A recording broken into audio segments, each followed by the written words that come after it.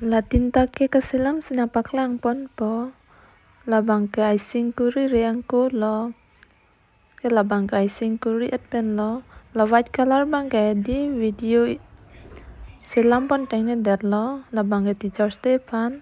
Ke la kibi bang ke principal la su po aphan pu birthday ta kali he ani chui pu.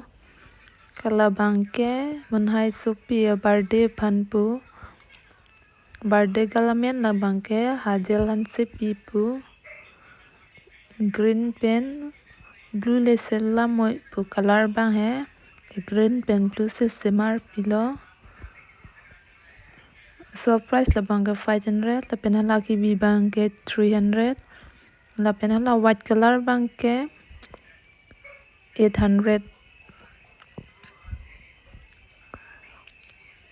sun lo lang mi sen no ma